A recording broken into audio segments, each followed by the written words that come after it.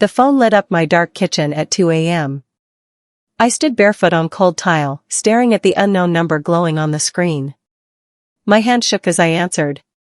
"Kelsey, it's me. It's Marley." The glass I'd been holding slipped from my fingers and shattered across the floor. That voice. That soft stutter on the M. The slight upward lilt at the end of her sentences. I hadn't heard it in 25 years because my sister had been dead for 25 years. Before I continue, let me know where you are watching from in the comment below. Hit like and subscribe if you have ever had someone you trusted so much betray you. This journey is deep. Follow me. Kelsey, are you there? The voice was older now, trembling, terrified, but unmistakably hers. My breathing turned sharp and uneven. My knees felt weak. This couldn't be real. Marley died in a house fire when she was 9 years old. I was 14. I went to her funeral. I watched them lower a closed casket into the ground. "Who is this?" I whispered, even though I already knew. "It's me," she said again, and then her voice cracked. "Kelsey, they lied to you. I was never dead." The world tilted. Everything I'd believed for 25 years shattered in that single moment. My name is Kelsey Grant. I'm 39 years old, and I grew up in a family where emotions were managed, not expressed. Questions were treated like rebellion. Tears were weakness. When Marley supposedly died in that fire, my parents became stone statues. The funeral was rushed. Closed casket. No explanations. My mother wore black and stood perfectly straight, her face blank. My father didn't cry. Not once. When I asked to see Marley one last time, my mother's voice turned ice cold. The fire was too severe. You don't want that memory. Within a week, every photograph of Marley vanished from our house. Her bedroom was emptied and repainted. When I asked about her, my mother would say, "We don't talk about the past. It's too painful." My father simply left the room. I spent years thinking they couldn't handle the grief. I thought their silence was protection. I attended therapy alone, trying to process losing my baby sister while my parents pretended she'd never existed. Now, standing in my kitchen with broken glass at my feet and my sister's voice in my ear, I realized the truth. It wasn't grief that silenced them. It was guilt. "Marley, where are you?" I finally managed to ask. "How is this possible?" "They said you died. I went to your funeral." "I know," she whispered. "They made everyone believe that." "Kelsey, I need to tell you everything, but I can't talk long." "They might be." The line went dead. "Marley? Marley?" I shouted into the phone, but silence answered back. I tried calling the number immediately. Blocked. I sent a text. Undelivered. I stared at my shaking hands, my mind racing through impossible scenarios. My sister was alive. For 25 years, she'd been alive somewhere, and I hadn't known. My parents had lied. They'd staged a funeral. They'd let me grieve a death that never happened. A single thought flooded my mind, drowning out everything else. My parents knew. They knew the entire time. I grabbed my keys. It was 2:30 a.m., but I didn't care. I needed answers, and I needed them now. I pulled into my parents' driveway as the sun began threatening the horizon. The house looked exactly as it always had, perfectly maintained, shutters painted, lawn manicured. A picture of suburban respectability. I pounded on the door. Once. Twice. 3 times. My mother opened it, already dressed despite the early hour. Her hair was perfectly brushed, her smile perfectly fake, her eyes perfectly cold. "Kelsey, why are you here at this hour?" "Marley called me," I said, watching her face. Her smile didn't just fade. It collapsed. Her fingers tightened on the door frame, her knuckles turning white. For 3 seconds, she stared at me with something I'd never seen in her eyes before, pure fear. Then she slammed the door in my face. I stood there, stunned, listening to the lock click into place. Through the door, I heard my father's voice, sharp and demanding. What did she say? My mother's response was too quiet to hear, but the panic in her tone was unmistakable. I walked back to my car, my hands trembling with rage. They knew. They absolutely knew. I couldn't go home. Instead, I drove to the house next door to my childhood home, where Mrs. Thompson had lived for 40 years. She'd always been kind to me, always seemed nervous around my parents, always looked at me with something like pity. It was 6 a.m. when I knocked. She answered in her bathrobe, took one look at my face, and said, "Come in, dear." I told her about the call. About my mother's reaction. About 25 years of lies. Mrs. Thompson was quiet for a long moment. Then she stood, walked to her closet, and pulled down a dusty folder from the top shelf. Marley's name was written on it in faded marker. "I kept this," she said softly. "I always thought someone should know the truth." Inside were court letters, child services reports, and a restraining order. Against my father. Filed 26 years ago. My hands shook as I read the official stamps, the legal language, the dates that didn't match the story I'd been told. These documents existed months after Marley supposedly died. "What is this?" I whispered. "The truth your parents buried," Mrs. Thompson replied. Most of the documents were heavily redacted, black lines covering names and details. But one sentence remained perfectly clear, typed in official government letterhead: "Child removed from home for safety reasons." I read it 3 times, my brain refusing to process the words. Marley hadn't died in a fire. She'd been removed. Taken away. By the state. For her safety. The funeral I'd attended, the grief I'd carried, the hole in my heart for 25 years, all of it had been a lie. A manufactured story designed to hide something darker. I flipped through more pages. Reports of visits, inspections, incidents. Most of the details were blacked out, but the timeline was clear. Child services had been involved with our family for months before Marley disappeared. How had I not known? I'd been 14, old enough to notice. But my parents had been experts at control, at managing appearances, at keeping secrets behind closed doors. "There's an address," Mrs. Thompson said, pointing to a letterhead. "Crescent Care Facility." That's where they sent her. I copied the address into my phone. 3 hours away. I'd never heard of it. I drove straight there, my coffee growing cold in the cup holder, my mind racing with questions. What had happened in that house after I left for school each day? What had my father done? Why had my mother allowed it? The GPS led me to an empty lot. No building. No sign. Just cracked asphalt, weeds, and a gas station on the corner. I parked and walked inside. A young clerk looked up from his phone. "Excuse me, was there ever a facility here? Crescent Care?" His expression shifted. "Oh man, that place? Yeah, it got shut down years ago. After some scandal. Real bad stuff. They demolished it." "What kind of scandal?" I pressed. He shook his head. "I don't know details. My dad worked there for a while before it closed. He never talks about it." "Is there any way to contact someone who worked there? Records? Anything?" He hesitated, then grabbed a business card from under the counter. A forwarding number was written on the back in faded pen. "This might help," he said. "Good luck." I called the number from my car. It rang 4 times before a woman answered, her voice cautious. "Hello? My name is Kelsey Grant. I'm trying to find information about Crescent Care Facility." Silence.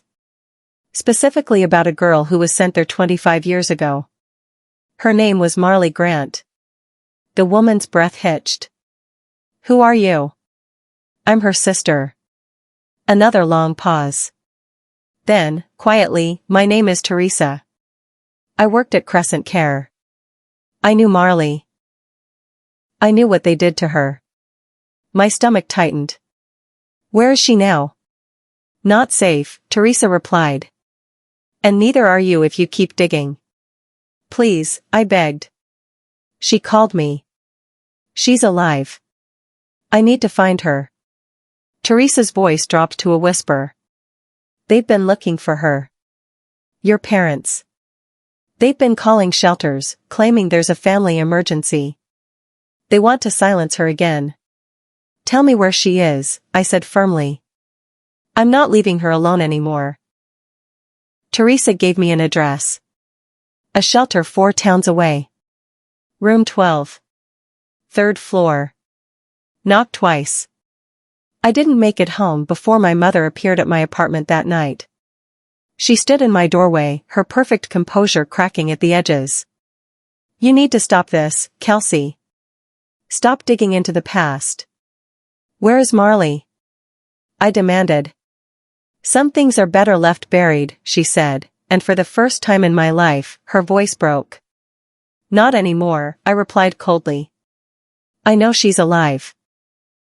I know you lied. I have the court documents. My mother's face went pale. You don't understand what you're doing.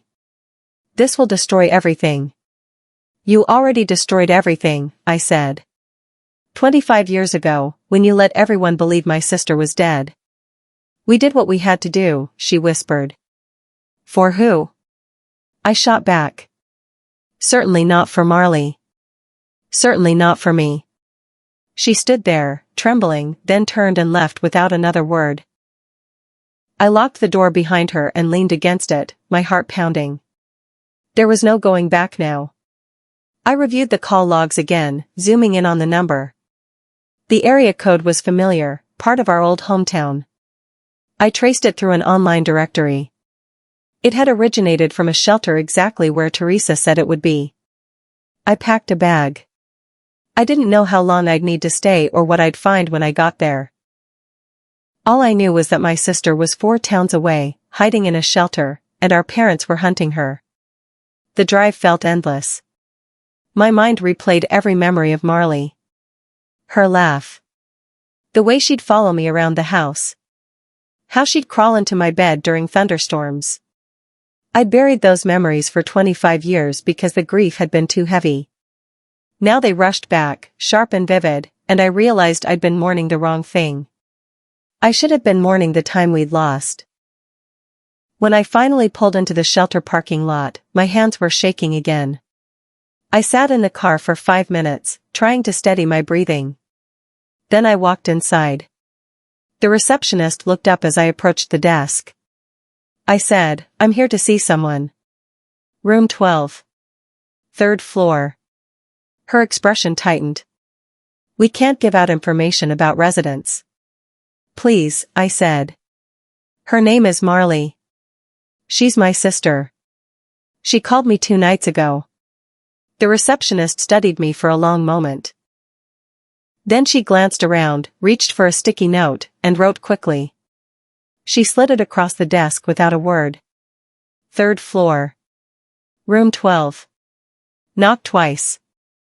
I took the stairs instead of the elevator, my heart pounding harder with each step. The hallway was narrow and dimly lit. I counted the doors until I found number 12. I raised my fist. Knocked twice. For a moment, nothing. Then the door cracked open, and a woman with green eyes identical to mine stared back at me. Kelsey, she whispered. I burst into tears. So did she. They weren't supposed to find me, Marley said, pulling me inside and locking the door behind us. We sat on the thin shelter bed, both of us shaking. Marley looked so much like me, same nose, same freckles, same way of biting her lip when nervous. But her eyes carried a weight I'd never seen before. I don't know where to start, she said. Start with the truth, I replied. What happened?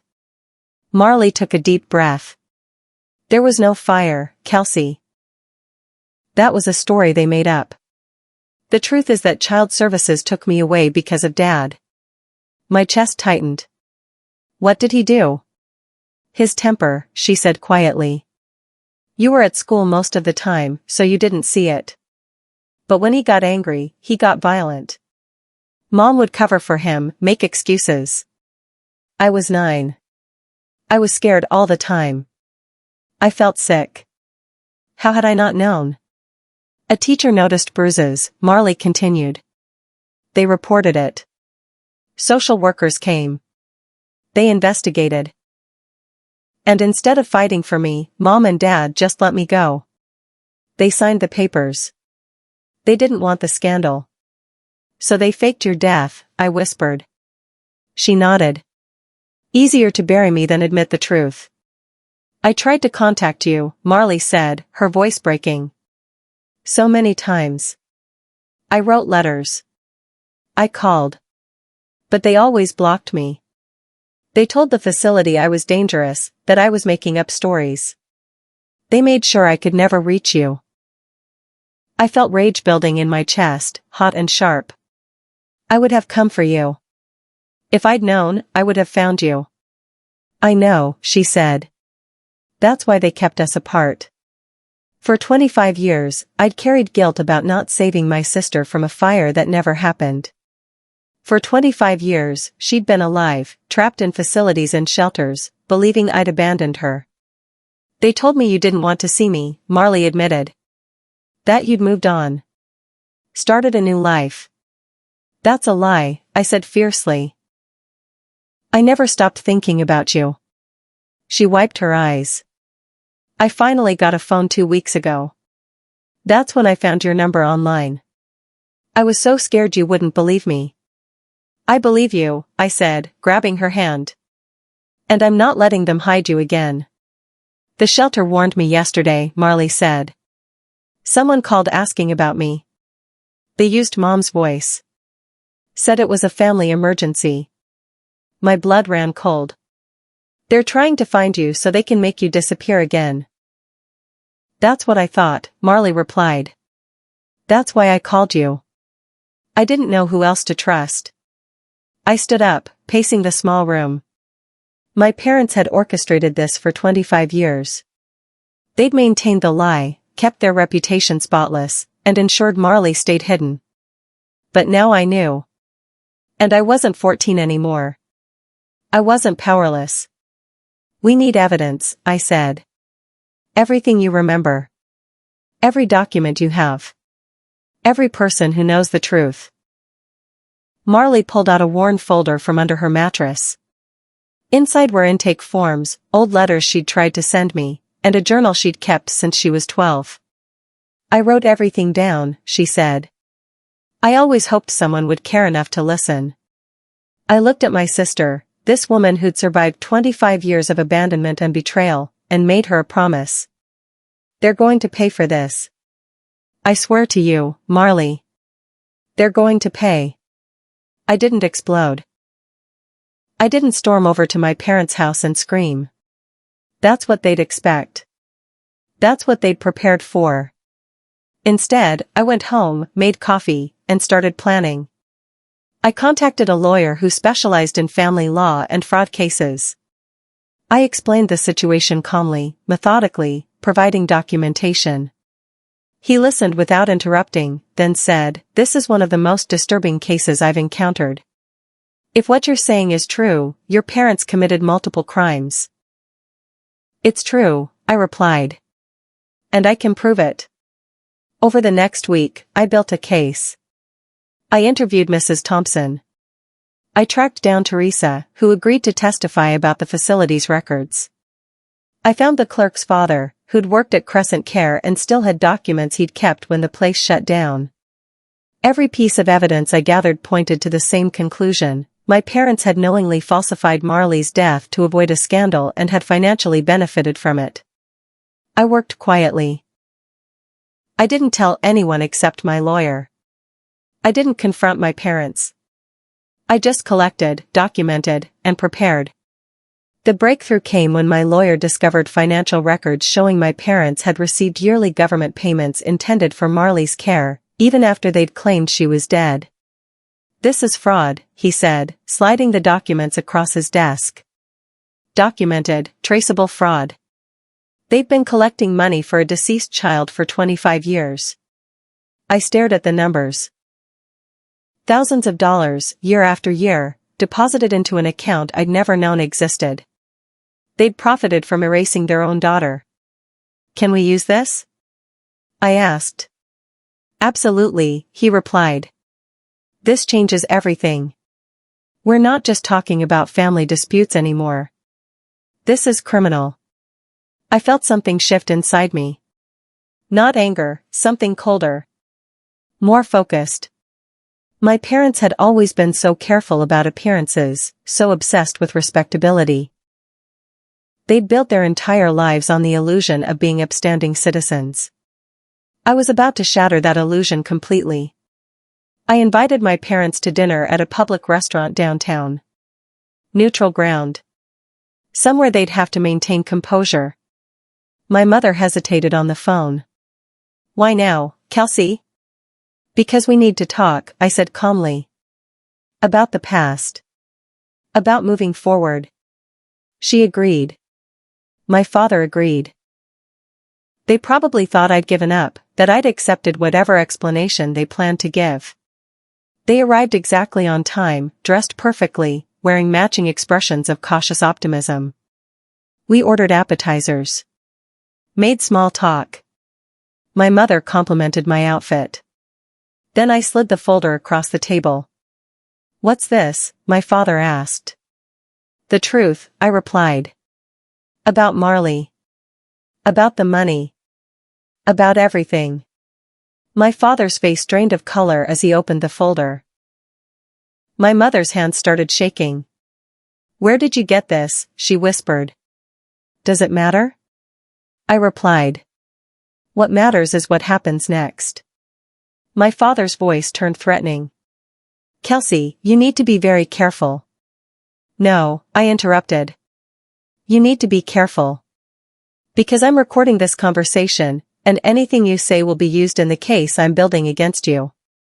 They sat frozen, staring at me like I'd become a stranger. Maybe I had. "You can't do this," my mother finally said.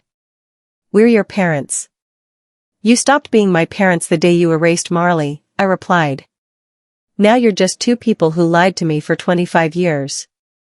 My father tried a different approach. "We did what we thought was best." "You don't understand how complicated it was." "Then explain it," I said. "Tell me why you faked your daughter's death. Tell me why you collected money meant for her care while she lived in shelters. Tell me why you tried to hunt her down 2 weeks ago." Silence. "That's what I thought," I said, standing up. "My lawyer will be in touch. You have 2 choices, cooperate fully, or face criminal charges. Either way, the truth is coming out." I walked away from the table, leaving them sitting in the crowded restaurant, their perfect masks finally cracking in front of witnesses. My phone buzzed as I reached my car. My lawyer. "The confession recording is perfect. We have everything we need." Within 48 hours, the investigation officially reopened. My lawyer filed motions. Police reviewed the evidence. Social workers who'd handled Marley's case 25 years ago were interviewed. The story started leaking. Small-town gossip spread fast. People who'd attended Marley's funeral began asking questions. Neighbors who remembered the sudden, quiet departure of a 9-year-old girl started talking. My parents stopped leaving their house. I'd thought I'd feel satisfaction, but mostly I felt tired. Tired of carrying their lies. Tired of the weight they'd placed on both Marley and me. But when I picked Marley up from the shelter and drove her to my apartment, when I helped her unpack the few belongings she owned, when we sat on my couch drinking tea and she said, "I never thought I'd have family again," that's when I felt something close to peace. "You always had family," I told her. "They just kept you from me." She smiled, and for the first time it reached her eyes.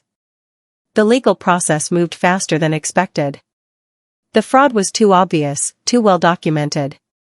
My parents' lawyer tried to negotiate, but my lawyer refused. Your clients committed crimes. They falsified a death, defrauded the government, and knowingly abandoned a minor. There's no negotiation here. The state filed formal charges.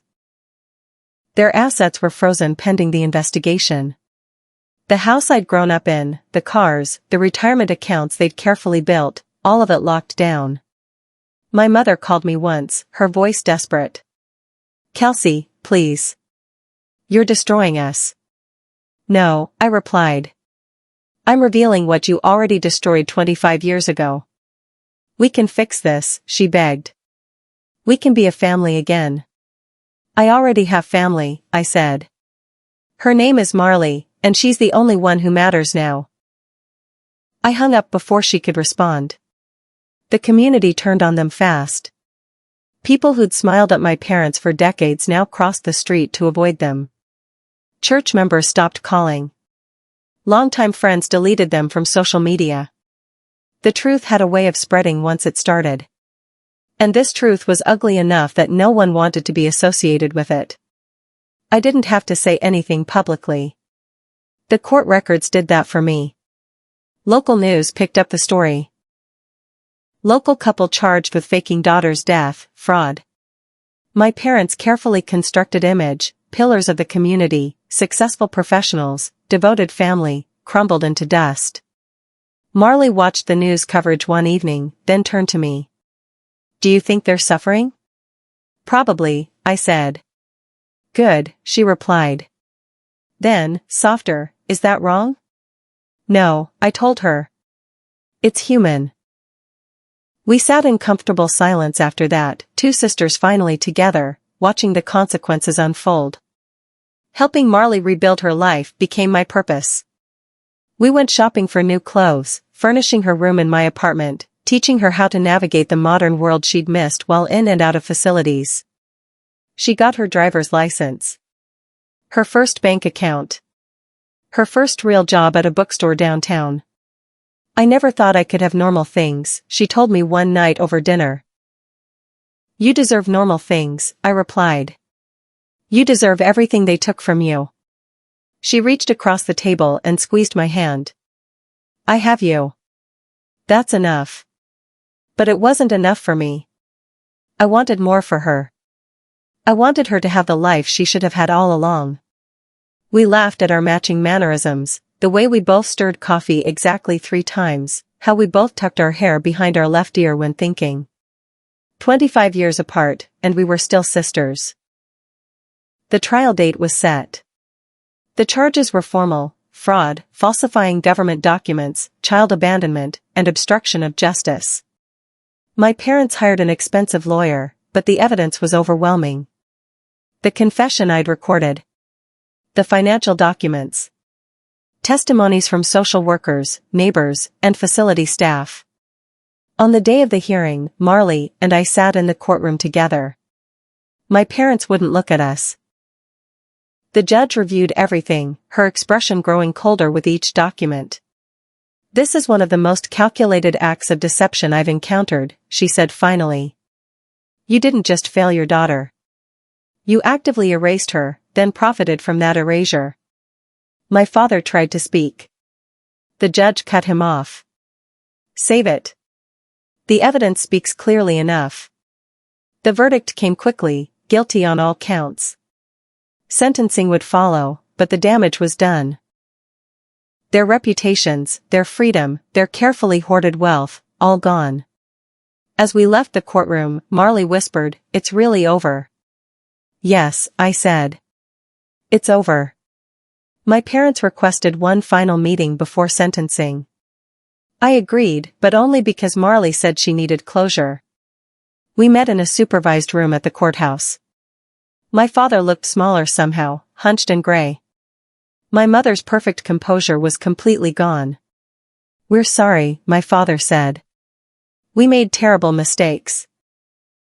You made choices, I corrected. Deliberate, calculated choices. My mother tried next. Please, Kelsey. Help us fix this. Help us save the family name. I stood up. So did Marley. I'm choosing the sister you threw away, I said clearly. You're not my family anymore. You haven't been for 25 years. Marley added, her voice steady, I forgive you. Not for you, for me. But I never want to see you again. We walked out together, leaving them in that room with their guilt and their consequences. Neither of us looked back. 6 months later, Marley and I sat on the porch swing of the small house we'd bought together. The morning sun painted everything gold. We drank coffee and watched birds fight over the feeder we'd hung last week. I used to dream about this, Marley said quietly. Having a home. Having you. Me too, I admitted. I just didn't know you were still alive to share it with. She leaned her head on my shoulder. Thank you for finding me. For believing me. For not giving up. Thank you for calling, I replied. For being brave enough to reach out. We sat in comfortable silence, two sisters who'd lost 25 years but refused to lose another day. Our parents were in prison. Their lies were exposed. Their perfect facade had shattered completely. But Marley and I? We were finally free. I thought about that 2 a.m. phone call, how my entire world had collapsed and rebuilt in a single moment. My parents had buried my sister. But I'd buried their lies, permanently. The swing creaked gently. Marley smiled. What are you thinking about? She asked. New beginnings, I said. And how sometimes the best revenge is just living well. She raised her coffee mug. To new beginnings. I clinked mine against hers. To family. The real kind. The sun climbed higher. Somewhere far away, our parents sat in cells with nothing but their guilt. But here, on this porch, two sisters reclaimed the life that had been stolen from them. No more secrets. No more lies. Just truth, and time, and a future we'd build together. Finally, permanently, completely free. This story teaches us that integrity is the hallmark of life.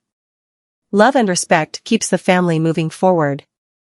Have you ever watched someone's true character get exposed by their evil deed? Share your story in the comment below.